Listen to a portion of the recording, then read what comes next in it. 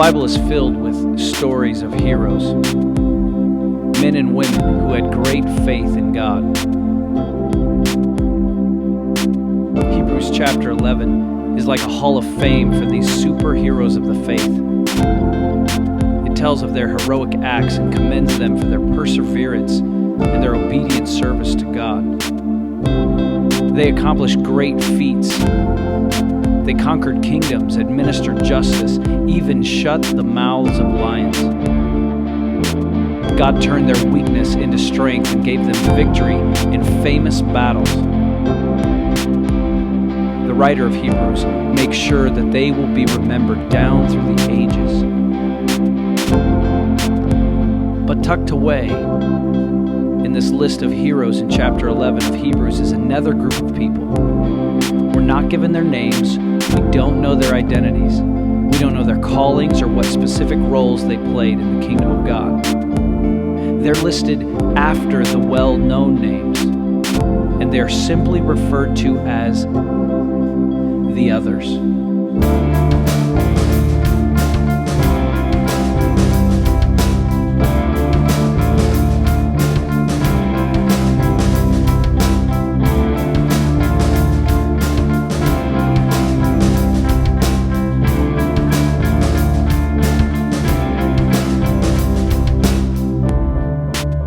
We are told that they paid a price for their heroism. The writer of Hebrews says that they were persecuted, they were tortured, they were mocked, they were flogged. Many were imprisoned. Some were martyred by being stoned or sawn in half. Because they loved God, they chose to serve, even though it meant being destitute, persecuted, and homeless. But yet they too were commended as heroes. In fact, the writer of Hebrews goes further, saying that the world was not worthy of them. The world was not worthy of the nameless, faceless others.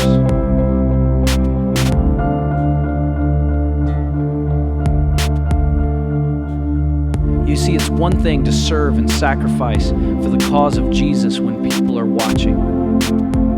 It's quite another to serve in obscurity.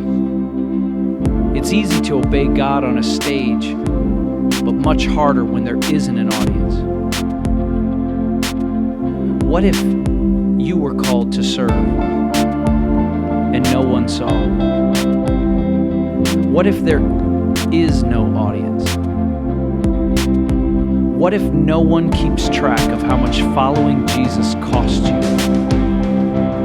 What if no one ever knows the rest of your story?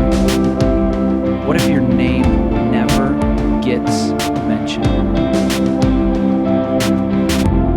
Are you really okay with that?